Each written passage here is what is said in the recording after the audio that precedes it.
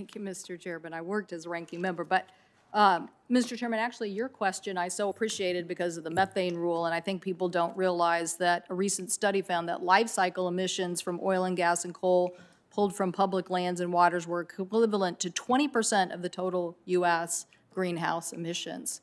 So that is, put into perspective, is like the 5th largest source of emissions in the world. That's more carbon pollution that is emitted than by Japan and Brazil and Germany. So that's what you're going to be the steward over. So I'm appreciative of what the president has done to try to get a handle on that. And just so, we're clear, I mean, we're seeing the impacts, obviously, with wildfires and disasters and changes in weather and all sorts of things. So again, I think for us, we're billions of dollars. In fact, I think NOAA said that climate disasters are $121 billion per year. So these are big numbers. So I hope we get a good picture on that, and certainly appreciate what the chairman said about the methane rule, because we don't need to be wasting and we don't need to be emitting that pollution. And just to be clear on the marijuana issue, this isn't a Seattle issue. Out of 39 counties, 20 to 25 counties in the state of Washington supported legalizing cannabis. And so I don't blame our legislature or others from getting revenue from that and put it towards public health issues in the state of Washington. This is respecting the wishes of the voters and then putting it to good use. So, but I do want to go back to the questioning of yesterday, because I talked about public lands as a great economic engine for us as a nation, and a little frustrated at the end of the last year. First of all, this committee, leadership, Chairman Manchin, Senator Daines, Senator Wyden, Senator King, myself, and others led a big effort on the Great American Outdoors Act with our colleagues, Senator Alexander and Senator Gardner.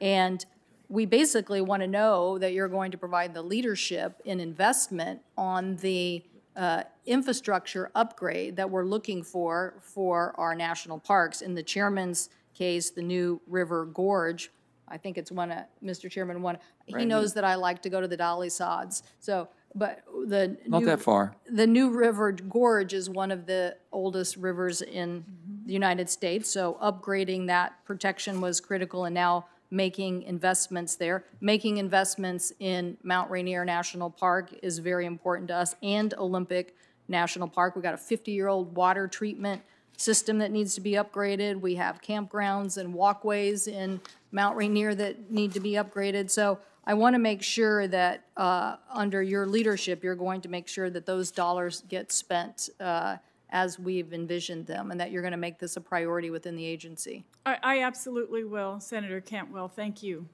And on the other side of that equation, I'm very frustrated by what Secretary Bernhardt did on the way out the door. I mean, talk about thwarting Congress. Congress, in a bipartisan fashion, said, we want permanent funding for the Land and Water Conservation Fund, and then he tried to do some damaging things to try to prevent us from that. So I want to make sure that you will be seeking the full $900 million in mandatory spending for LWCF. Yes, Senator. Thank you. Thank you. Thank you.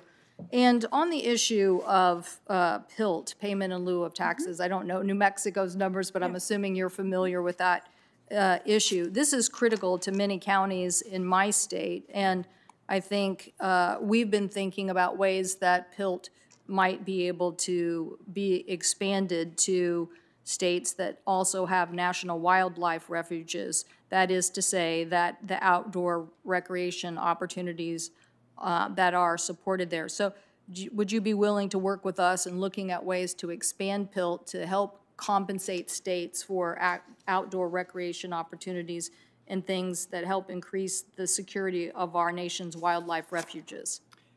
Payments in lieu of taxes is extremely important. I'm committed to making it stronger, and of course, I'd be open to ideas on how to improve that. Okay, and then on the issue of if we are looking at this plan and we're trying to figure out how to help our public lands, USGS estimated between 2005 and 2014, federal lands sequestered approximately 15% of CO2 emissions that resulted from extraction of fossil fuels on federal land. So is there a way for us to also look at other ways to continually incent the sequestration efforts, whether that's through our forests or other ideas. Should we be looking at that as well? Absolutely. Thank you. Well, we'll look forward to following up on that. Thank you. Thank you, Mr. Senator Chairman. Cantwell. And Mr. Chairman, if I just could, I'm sorry, I know we're out of time. I'm out of time. I got 12. But the Congresswoman shared an important story with me prior to the hearing. I don't know if she can recount it into just a few, recite it in a few minutes. But there are people in Indian country all over the United States that are so proud of her nomination, and they are.